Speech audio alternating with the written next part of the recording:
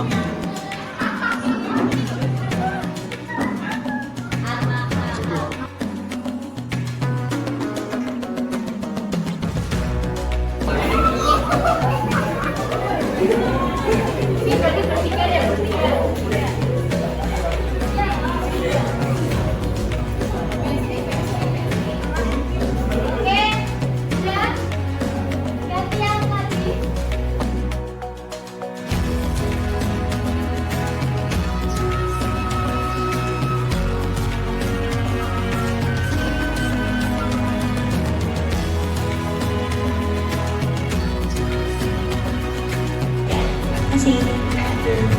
cukup dua pertanyaan dulu ya.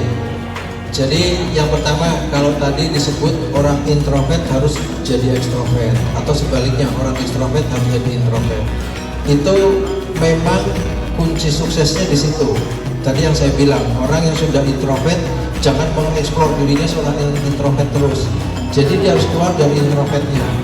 Kenapa? Karena memang tuntutan eksternalnya itu seperti itu. Jadi sudah pendiam, jangan semakin pendiam, nanti dia nggak sukses.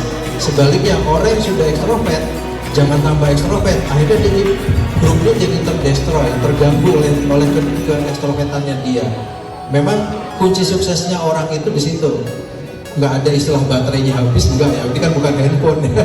Tapi kira-kira jangan dieksplor ke introvertannya dan juga jangan dieksplor ke ekstrovertannya yang dia miliki. Sebelumnya saya mengucapkan terima kasih karena telah hadir pada acara diseminasi hari ini berkaitan dengan budaya positif. Sehat semuanya?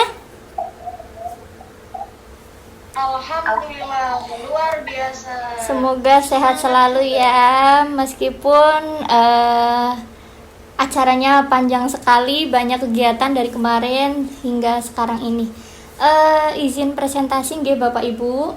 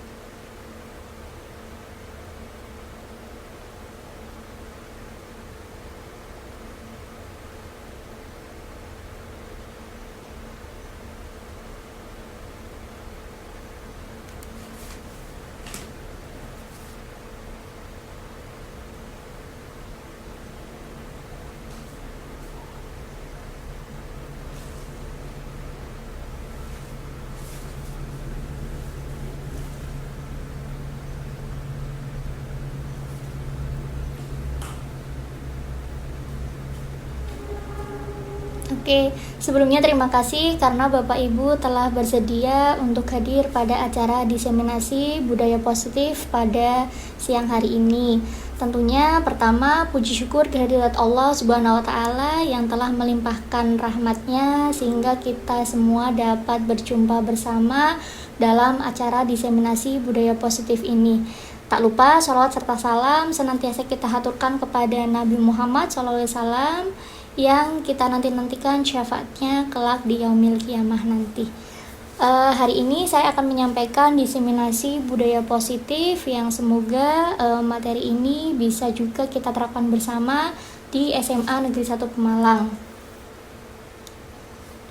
Sebelumnya perkenalkan, saya Hanana Fairuz Nihlah, CGP Angkatan 11 dari SMA Negeri 1 Pemalang. Izinkan saya menyampaikan diseminasi mengenai implementasi budaya positif di SMA Negeri 1 Pemalang. Lalu agenda hari ini yang akan kita lakukan, yang pertama yaitu pembukaan, yang kedua adalah ice breaking, yang ketiga kesepakatan belajar, yang keempat pemaparan materi, yang kelima diskusi, dan yang keenam adalah penutup. Untuk memulai kegiatan pada siang hari ini, mari kita buka dengan ucapan basmalah. Semoga kegiatan hari ini membawa manfaat untuk kita.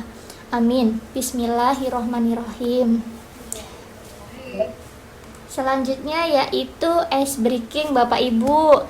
Silakan boleh nyalakan suaranya, mikrofonnya, boleh juga nyalakan kameranya.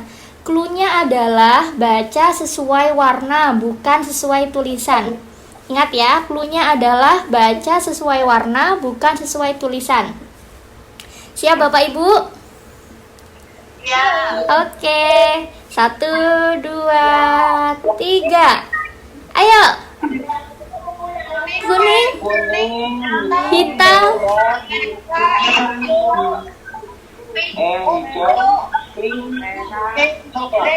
oke.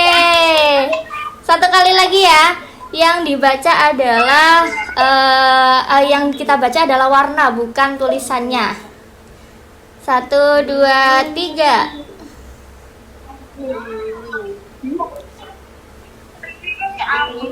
Pink, abu. Oke, keren semuanya. Oke, keren sekali, semangatnya luar biasa meskipun dengan aktivitas yang sangat padat pada hari ini. Selanjutnya adalah kesepakatan belajar, di mana kesepakatan belajarnya ada yang pertama adalah angkat tangan ketika akan berpendapat, kemudian yang kedua saling menghargai, yang ketiga adalah diam sejenak ketika yang lain sedang berbicara, dan yang keempat selalu tersenyum dan bahagia. Jangan lupa selalu tersenyum dan bahagia ya Bapak Ibu. Ya. Oke, kita lanjut G. Selanjutnya adalah kita masuk pada pertanyaan pemantik. Silakan Bapak Ibu bisa berpendapat atau menyampaikan pendapatnya, setuju atau tidak setuju. Yang pertama, hukuman dapat menumbuhkan disiplin pada anak. Kemudian yang kedua adalah pemberian hukuman dengan hal positif seperti membaca atau membersihkan halaman sekolah dapat meningkatkan disiplin anak, dan yang ketiga memberi penghargaan dapat meningkatkan motivasi belajar anak. Silakan Bapak Ibu boleh berpendapat, silakan raise hand terlebih dahulu untuk menyampaikan pendapatnya setuju atau tidak setuju. Oke, silakan Ibu Atika. Dua pertanyaan. Satu, hukuman dapat menumbuhkan disiplin pada anak. Saya tidak setuju. Alasannya adalah bahwa hukumannya bentuknya apa dulu? Kalau hukumannya seperti membersihkan kamar mandi atau berdiri di tengah lapangan, itu menurut saya kurang baik gitu. Jadi kita dikasih hukuman yang lebih, dia dikatakan hukuman yang bermanfaat, dan akhirnya sedikit hukuman dengan yang lain, misalnya dengan cara seperti di awal juga membaca dapat atau membersihkan halaman sekolah. Oke, terima kasih untuk pendapatnya Ibu Atika. Beri aplaus untuk Ibu Atika. Oke, terima kasih tadi Bu Atika menyampaikan bahwa tidak setuju hukuman dapat menumbuhkan disiplin pada anak. Oke, silakan Ibu Fala Sifa.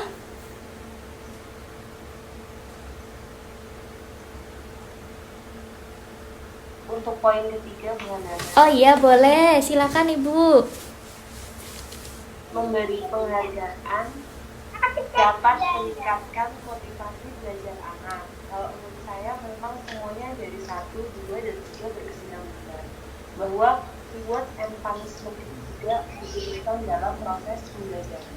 Jadi siswa itu atau peserta didik bisa tahu bahwa segala sesuatu itu membutuhkan konsekuensi atau sebab akibat ketika kita melakukan sesuatu, termasuk apresiasi ketika kita berhasil melakukan sesuatu dengan optimal. Seperti itu. Oke, keren banget. Beri aplaus kepada Ibu Fala Sifa. Artinya berarti Ibu Fala Sifa setuju dengan memberi penghargaan dapat meningkatkan motivasi belajar pada anak, nggih? Yes, betul sekali Mbak Oke. Tika. Benar-benar. Selanjutnya, apakah ada yang ingin berpendapat lagi?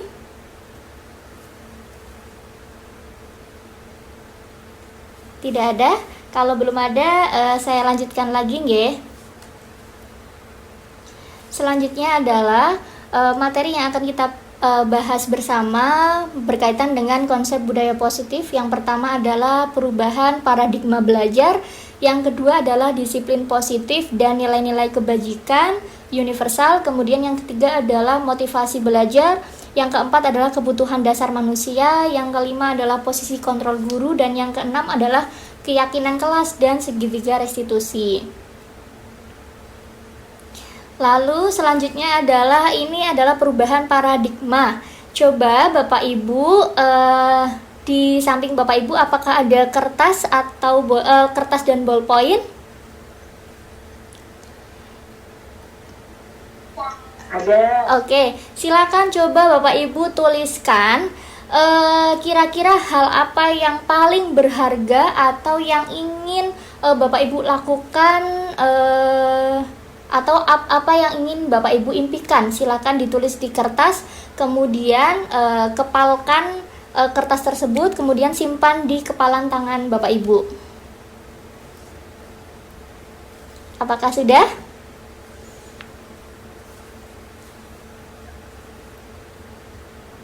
Maaf, jadi apa ya? Nggih.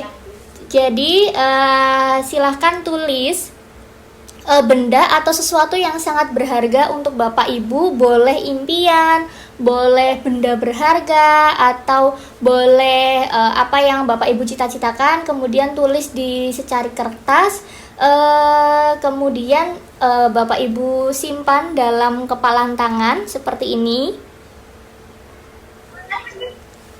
Oke, boleh, terserah. Sudah? Nah, Bapak Ibu bayangkan Bapak Ibu adalah sebagai tokoh A, kemudian teman Bapak Ibu adalah tokoh B. Nah, teman Bapak Ibu itu sedang mencoba dengan sekuat tenaga dengan berbagai cara untuk meminta Bapak Ibu memberikan benda tersebut. Tokoh B itu bisa membujuk, mengancam, menghardik, merayu, menyuap, apa saja agar dapat membuka kepalan tangan Bapak Ibu. Apa yang kira-kira akan Bapak Ibu lakukan?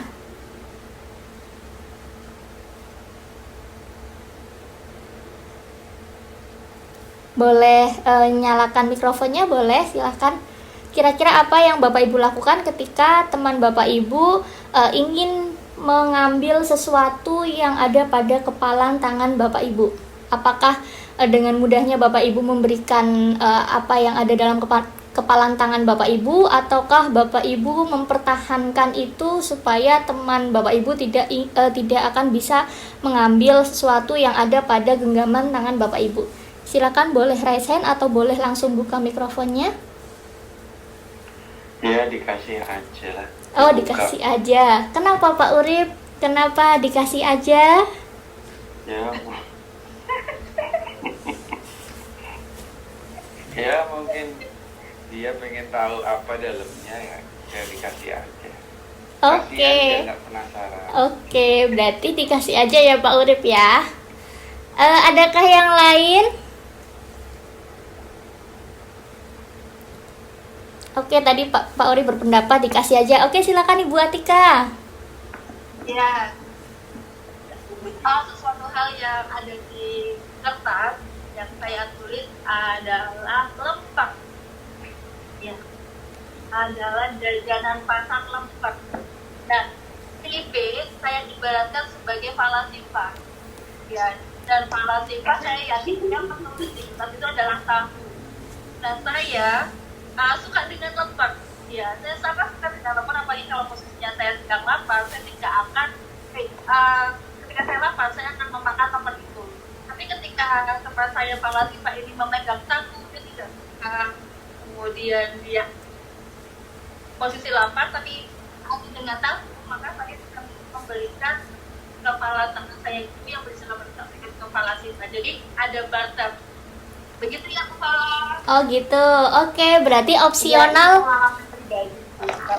Iya, oke, berarti itu opsional ya, bergantung apakah teman B itu mau membuka kepalan tangannya juga atau tidak. Kalau yang B tidak mau, maka Bu Atika tidak akan memberikan. Tapi kalau yang B, yaitu Bu Falasifa itu mau memberikan, maka Bu Atika juga akan memberikan ya. Iya, betul sekali. Oke. Jadi simbiosis mutualisme begitu. Oke. Tidak mau dipikirkan oleh kepala. Oke, betul sekali. Kemudian kita lanjut. Dari kegiatan tadi itu ada dua hal. Yang pertama adalah stimulus respon dan yang kedua adalah teori kontrol. Tadi yang Pak Urip sampaikan, kemudian yang Bu Atika sampaikan, itu juga semuanya pasti punya pendapatnya masing-masing, di mana Pak Urip memberikan kontrol dirinya, yaitu dengan bolehlah silakan teman B boleh mengambil apa yang ada pada kepalan tangan dari Pak Urip. Kemudian Bu Atika juga menyampaikan bahwa bergantung apakah teman B itu mau atau tidak memberikan. Kalau teman B mau, berarti Bu Atika pun juga akan memberikan. Tapi kalau teman B tidak mau, berarti Bu Atika tidak akan memberikan. Nah, itu masih masuk pada kategori stimulus respon, di mana yang pertama adalah realitas atau kebutuhan kita itu sama, antara A dengan B itu sama. Kemudian yang kedua, semua orang melihat hal yang sama. Kemudian yang ketiga, kita mencoba mengubah orang agar berpandangan sama dengan kita. Tadi seperti yang dilakukan Bu Atika, ketika saya mau membuka, berarti kamu harus membuka juga. Kemudian perilaku buruk dilihat dari sebagai suatu kesalahan. Kemudian orang lain bisa mengontrol saya. Selanjutnya adalah saya bisa mengontrol orang lain. Tadi ketika yang dilakukan Pak Urip adalah orang lain bisa mengontrol saya boleh memberikan apa yang orang lain inginkan. Kemudian pemaksaan ada pada saat bujukan itu gagal. Dan model berpikirnya adalah menang dan kalah. Kalau memang kamu berhasil untuk mengambil itu, berarti kamu yang menang. Kalau saya yang berhasil, maka saya yang salah. Nah, yang harusnya dilakukan adalah teori kontrol, di mana satu realitas atau kebutuhan kita itu berbeda. Kemudian setiap orang itu memiliki gambaran yang berbeda. Kemudian kita berusaha memahami pandangan orang lain tentang dunia. Ketika orang lain tidak ingin untuk memberikan kepalan tangannya, ya memang itu adalah kontrol yang mereka punya. Kemudian kita pun juga memiliki kontrol pada diri kita sendiri. Semua perilaku memiliki tujuan, terus hanya Anda yang bisa mengontrol diri Anda. Anda tidak bisa mengontrol orang lain. Kemudian kolaborasi dan konsensus menciptakan pilihan-pilihan baru. Model berpikirnya adalah menang dan menang, bukan menang dan kalah. Selanjutnya adalah tanggapan reflektif. Kemungkinan jawaban tadi semuanya berpendapat beda-beda. Ada yang berpendapat memberikan dan ada yang berpendapat untuk bergantung orang lain apakah mau memberikan atau tidak. Pertanyaan pertama dan kedua bervariasi antara yang bersedia membuka dan yang tetap bertahan menutup kepalan tangannya. Pertanyaan ketiga, siapakah yang sesungguhnya memegang kontrol, yang menutup kepalan tangan atau berusaha dengan segala cara untuk membuka kepalan tangan rekannya? Jawabannya tentu kita sendirilah yang memegang kontrol atas kepalan tangan kita. Apakah kita membuka atau menutup kepalan tangan kita, itu bergantung pada diri kita masing-masing sesuai dengan kebutuhan dasar kita saat itu. Selanjutnya yaitu perubahan paradigma belajar menurut teori kontrol dari Dr. William Glasser. Yang pertama adalah ilusi guru mengontrol murid. Yang kedua adalah ilusi bahwa semua penguatan positif, efektif, dan bermanfaat. Yang ketiga, ilusi bahwa kritik dan membuat orang merasa bersalah dapat menguatkan karakter. Dan yang keempat adalah ilusi bahwa orang dewasa memiliki hak untuk memaksa. Lalu, ini adalah ilusi-ilusi yang mungkin juga masih kita lakukan. Yang pertama adalah ilusi guru mengontrol murid. Pada dasarnya, kita tidak dapat memaksa murid untuk berbuat sesuatu jikalau murid tersebut memilih untuk tidak melakukannya. Walau tampaknya guru sedang mengontrol perilaku murid, hal demikian terjadi karena murid sedang mengizinkan dirinya untuk dikontrol. Saat itu, bentuk kontrol guru menjadi kebutuhan dasar yang dipilih murid tersebut. Teori kontrol menyatakan bahwa semua perilaku memiliki tujuan, bahkan terhadap perilaku yang tidak disukai. Kemudian yang kedua adalah ilusi bahwa semua penguatan positif, efektif, dan bermanfaat. Penguatan positif atau bujukan adalah bentuk-bentuk kontrol. Segala usaha untuk mempengaruhi murid agar mengulangi suatu perilaku tertentu adalah suatu usaha untuk mengontrol murid tersebut dalam jangka waktu tertentu. Kemungkinan murid tersebut akan menyadarinya dan mencoba untuk menolak bujukan-bujukan kita, atau bisa jadi murid tersebut menjadi tergantung pada pendapat sang guru untuk berusaha. Selanjutnya adalah ilusi bahwa kritik dan membuat orang merasa bersalah dapat menguatkan karakter. Menggunakan kritik dan rasa bersalah untuk mengontrol murid menuju pada identitas gagal, mereka belajar untuk merasa buruk tentang diri mereka. Mereka mengembangkan dialog diri yang negatif. Kadang kalau sulit bagi guru untuk mengidentifikasi bahwa mereka sedang melakukan perilaku ini, karena seringkali guru cukup menggunakan suara halus untuk menyampaikan pesan negatif. Ilusi bahwa orang dewasa memiliki hak untuk memaksa. Banyak orang dewasa yang percaya bahwa mereka memiliki tanggung jawab untuk membuat murid-murid berbuat hal-hal tertentu. Apapun yang dilakukan dapat diterima selama ada sebuah kemajuan berdasarkan sebuah pengukuran kinerja. Pada saat itu pula, orang dewasa akan menyadari bahwa perilaku memaksa tidak akan efektif untuk jangka waktu panjang, dan sebuah hubungan permusuhan akan terbentuk.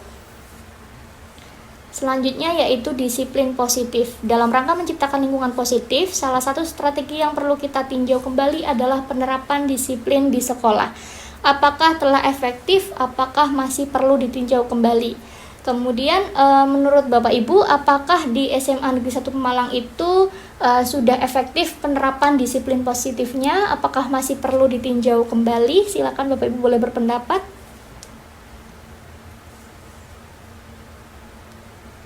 Adakah yang ingin berpendapat?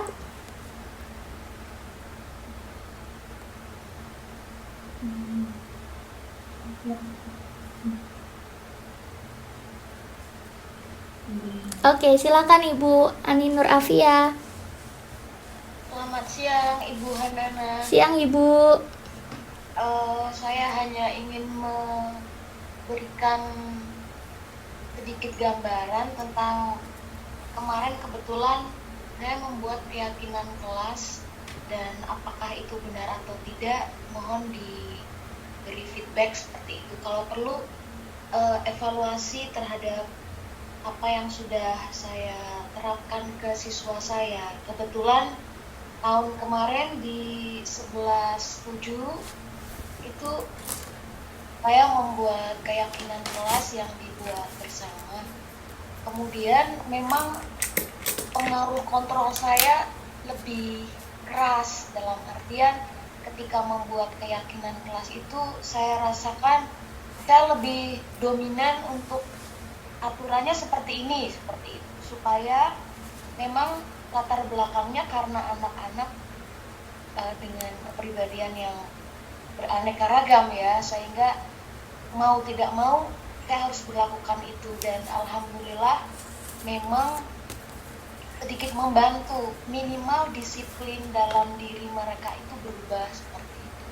Tetapi yang menurut saya masih kurang itu kontrol saya yang terlalu dominan, cenderung lebih ke judgement seperti itu. Dan saya mohon pencerahan dari Bu Handana juga, apa yang sudah saya lakukan ini benar atau tidak seperti itu. Mungkin butuh refleksi ya untuk kemarin keyakinan kelas yang sudah saya buat terhadap mereka. Terima kasih Bu Handana. Oke, terima kasih, luar biasa, keren sekali Ibu Ani Nur Afia, bahwa Ibu sudah menerapkan disiplin positif dengan menerapkan keyakinan kelas yang ada. Hanya saja mungkin Ibu Ani Nur Afia merasa masih kurang dalam kontrol karena kontrol yang ada masih pada Ibu Afi, begitu ya Bu. Nanti kita akan bahas bersama berkaitan dengan hukuman, konsekuensi, dan restitusi. Tetapi di sini yang kita ambil berarti di SMA Negeri 1 Pemalang sudah efektif, hanya saja masih perlu ditinjau kembali, begitu nggih Bu Afi nggih? Iya benar Bu Handana. Oke, terima kasih Ibu. Saya lanjutkan lagi nggih. Silakan. Silahkan. Selanjutnya adalah disiplin positif. Bapak Pendidikan kita Ki Hajar Dewantara menyatakan bahwa di mana ada kemerdekaan, disitulah harus ada disiplin yang kuat. Sungguh pun disiplin itu bersifat self-disiplin, yaitu kita sendiri yang mewajibkan kita dengan sekeras-kerasnya, tetapi itu sama saja sebab jikalau kita tidak cakap melakukan self-disiplin, wajiblah penguasa lain mendisiplinkan kita. Dan peraturan demikian itulah yang harus ada di dalam suasana yang merdeka. Selanjutnya, disiplin diri dapat membuat seorang menggali potensinya menuju kepada sebuah tujuan, sesuatu yang dihargai dan bermakna. Dengan kata lain, disiplin kita juga mempelajari bagaimana cara kita mengontrol diri dan bagaimana menguasai diri untuk memilih tindakan yang mengacu pada nilai-nilai yang kita hargai, sehingga motivasi yang terbangun adalah motivasi intrinsik, bukan motivasi ekstrinsik. Selanjutnya, sebagai pendidik, tujuan kita adalah menciptakan anak-anak yang memiliki disiplin diri sehingga mereka bisa berperilaku dengan mengacu pada nilai-nilai kebajikan universal dan memiliki motivasi intrinsik bukan ekstrinsik. Selanjutnya, nilai-nilai kebajikan itu ada beragam, hanya saya mengambil 3 contohnya. Yang pertama adalah yang tentunya tidak asing lagi dan sudah kita terapkan bersama di SMA Negeri 1 Pemalang, yaitu profil pelajar Pancasila atau nilai-nilai kebajikan profil pelajar Pancasila, di mana nilai-nilainya yaitu beriman dan bertakwa kepada Tuhan Yang Maha Esa dan berakhlak mulia, yang kedua mandiri, yang ketiga bernalar kritis, yang keempat berkebinekaan global, yang kelima bergotong royong, dan yang keenam adalah kreatif. Kemudian selanjutnya yaitu pada nilai-nilai kebajikan IBO Primary Years Program atau PYP berkaitan dengan sikap murid. Yang pertama adalah toleransi, yang kedua adalah rasa hormat, yang ketiga adalah integritas, yang keempat adalah mandiri, yang kelima adalah menghargai, yang keenam antusias, yang ketujuh empati, yang kedelapan keingintahuan, yang kesembilan kreativitas, kemudian kerjasama, percaya diri, dan komitmen. Kemudian nilai-nilai kebajikan menurut The Seven Essential Virtues, building moral intelligence, yaitu empati, suara hati, kontrol diri, rasa hormat, kebaikan, toleransi, dan keadilan. Di mana nilai-nilai kebajikan ini bisa kita terapkan di SMA Negeri 1 Pemalang dan semoga menjadi patokan atau apa yang akan kita terapkan di SMA Negeri 1 Pemalang. Kemudian ini adalah beragam kegiatan yang juga pasti Bapak Ibu sudah tahu bersama. Yang pertama adalah itu ada kegiatan Jumat BSCR, bersih, sehat, cerdas, dan rohani yang biasa kita lakukan setiap hari Jumat. Kemudian yang kedua adalah kegiatan pameran budaya yang sejalan dengan kegiatan melestarikan budaya Indonesia. Dan yang ketiga adalah kegiatan literasi yang tentunya meningkatkan literasi dan kreativitas siswa. Nah, dari beragam kegiatan tersebut tentunya ada nilai-nilai kebajikan yang ada pada kegiatan tersebut. Yang pertama yaitu pada kegiatan Jumat BSCR, tentunya nilai kebajikannya itu ada bergotong royong, kemudian ada mandiri, kemudian ada empati, dan juga kemudian ada kebaikan. Pada The Seven Essential Virtues itu ada kebaikan. Kemudian pada IBO Primary itu ada kreativitas, keingintahuan, dan antusias. Kemudian untuk kegiatan yang kedua tadi itu adalah pameran kebudayaan, itu masuk pada nilai kebajikan pada profil pelajar Pancasila, yaitu berkebinekaan global, kemudian mandiri, kemudian bernalar kritis, kemudian kreatif. Dan pada IBO Primary itu ada mandiri juga, ada antusias, kemudian keingintahuan, kreativitas, dan percaya diri. Dan kerjasama, karena tadi ada bentuk kerjasamanya antara satu kelompok tersebut. Kemudian pada kegiatan yang ketiga yaitu tadi adalah literasi, tentunya pada nilai kebajikan profil pelajar Pancasila itu ada bernalar kritis, ada mandiri, dan ada kreatif. Pada IBO primary itu ada mandiri juga, ada antusias, ada empati juga, ada keingintahuan, dan ada kreativitas. Lalu pada The Seven Essential Virtues itu ada kebaikan, ada kontrol diri, ada suara hati juga, dan ada empati juga. Selanjutnya adalah kita masuk pada informasi yang selanjutnya, yaitu motivasi belajar. Motivasi adalah dorongan yang datang dari manusia dengan kesadaran atau ketidaksadaran untuk melakukan sesuatu yang berkaitan dengan tujuan tertentu. Ada motivasi ekstrinsik dan motivasi intrinsik. Yang pertama yaitu untuk menghindari ketidaknyamanan dan hukuman. Kemudian yang kedua adalah untuk mendapatkan imbalan atau penghargaan dari orang lain. Nah, itu adalah motivasi ekstrinsik tadi sudah kita bahas bersama dari awal sampai dengan di pertengahan tadi. Ada beragam pendapat berkaitan dengan motivasi. Saya pun juga masih merasa bahwa selama ini yang saya lakukan juga masih masuk pada kategori motivasi ekstrinsik, karena di situ ada kegiatan untuk menghindari ketidaknyamanan atau hukuman, kemudian untuk mendapatkan imbalan atau penghargaan dari orang lain, sehingga belum tumbuh. Padahal seharusnya motivasi yang ada itu adalah motivasi intrinsik, yaitu untuk menghargai nilai-nilai kebajikan diri sendiri, sehingga motivasi yang keluar yaitu motivasi dari dalam diri kita, bukan dari dorongan dari orang lain. Selanjutnya ini adalah tadi yang kita bahas bersama di awal, kemudian di pertengahan juga tadi kita bahas. Bu Afi juga masih menanyakan berkaitan dengan keyakinan kelas yang Bu Afi terapkan. Itu ada hukuman, konsekuensi, dan restitusi. Di mana di sini ada penjelasan berkaitan dengan hukuman, konsekuensi, dan restitusi.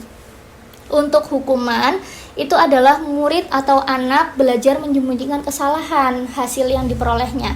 Kemudian konsekuensinya kalau konsekuensi adalah murid atau anak belajar taat peraturan. Pada restitusi, murid atau anak belajar memecahkan masalah. Kemudian pada hukuman, mencoba mengontrol anak dengan penguatan negatif, membayar impas kesalahan. Pada konsekuensi itu mencoba mengontrol anak dengan penguatan positif. Kemudian pada restitusi, anak paham bahwa diri sendiri yang pegang kendali kontrol. Kemudian pada hukuman, dampak pada murid yaitu marah, merasa bersalah, rendah diri, mengasingkan diri. Kemudian pada konsekuensi, kehilangan hak, waktu jeda seorang diri, kemudian penahanan. Lalu pada restitusi, murid atau anak tidak kehilangan waktu namun bersemangat untuk memperbaiki diri. Selanjutnya yaitu pada hukuman tiba-tiba tidak diharapkan atau sangat melukai. Kemudian pada konsekuensi itu sudah diketahui, bisa jadi pada saat menulis keyakinan kelas ada konsekuensi yang ada karena sudah disepakati bersama. Kemudian pada restitusi berupa undangan untuk mengadakan restitusi, jadi untuk memecahkan sebuah permasalahan. Lalu selanjutnya adalah pada hukuman itu dibuat oleh guru. Jadi itu sudah diterapkan karena dibuat oleh Bapak Ibu guru. Kemudian pada konsekuensi itu dibuat oleh guru dan murid karena mungkin di situ ada kesepakatan antara guru dan murid. Lalu pada restitusi itu semuanya murni dibuat oleh murid atau anak. Sehingga dengan tujuan pada restitusi itu anak bisa menyelesaikan permasalahan mereka sendiri. Jika mereka melakukan ini, kira-kira apa langkah yang akan mereka lakukan?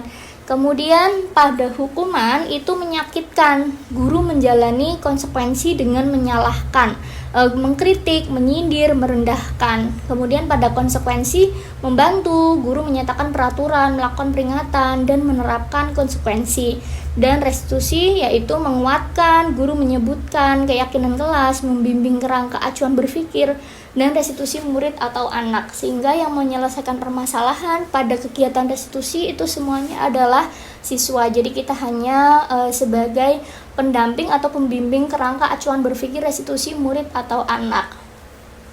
Selanjutnya, mari Bapak Ibu silahkan boleh dibuka lagi mikrofon dan kameranya. Untuk pertanyaan yang pertama, mencatat 100 kali di dalam buku kalimat "saya tidak akan terlambat lagi karena terlambat ke sekolah" itu merupakan hukuman atau konsekuensi nggih Bapak Ibu? Itu hukuman. Itu hukuman. Oke, mari kita buka. Oke, keren sekali jawaban Ibu Falah.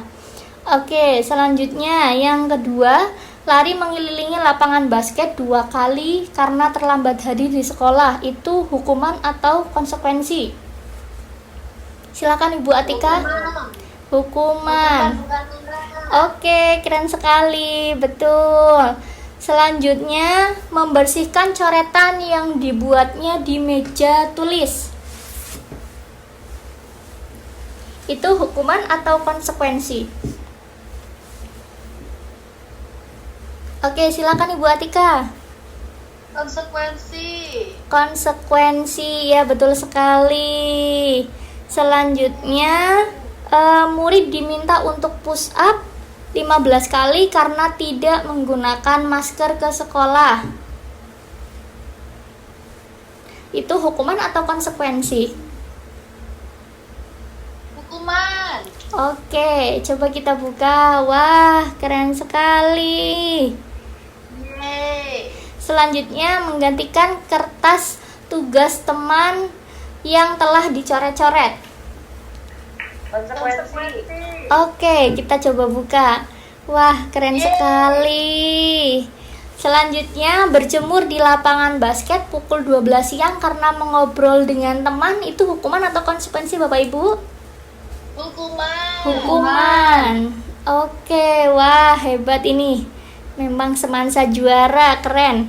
Kemudian murid diminta bertelanjang kaki sepanjang hari karena tidak menggunakan sepatu warna hitam sesuai peraturan sekolah. Itu hukuman atau konsekuensi? Konsekuensi. Konsekuensi. Aduh, Hukuman. Oke, nggak apa-apa, kita lagi berdiri di depan kelas sambil mengangkat kaki satu karena tidak bisa menjawab pertanyaan. Itu hukuman atau konsekuensi? Hukuman. Hukuman. Oke. Selanjutnya, membersihkan tumpahan air di meja karena tersenggol pada saat belajar. konsekuensi. Konsekuensi. Oke, jadi Bapak Ibu sudah tahu ya antara hukuman, konsekuensi yang ada di sekolah. Kita lanjut lagi. Nah, ini adalah informasi mengenai hukuman, konsekuensi, dan restitusi lagi. Yang pertama yaitu hukuman. Tadi kita sudah melihat bersama bahwa hukuman itu sesuatu yang menyakitkan dan harus terjadi. Tadi seperti contohnya harus push up, kemudian tidak boleh menggunakan sepatu karena dia tidak mengenakan sepatu yang sesuai. Itu adalah hukuman yang dimana sesuatu itu terjadi, sesuatu yang menyakitkan dan harus terjadi. Sedangkan konsekuensi itu sesuatu harus terjadi, namun sudah kita ketahui bersama bahwa ada konsekuensi ketika seseorang melakukan kesalahan. Sedangkan pada restitusi itu adalah pilihan, apakah dia mau menyelesaikan masalah ataukah tidak. Kemudian pada hukuman itu memberikan rasa tidak nyaman untuk murid atau anak untuk jangka waktu panjang.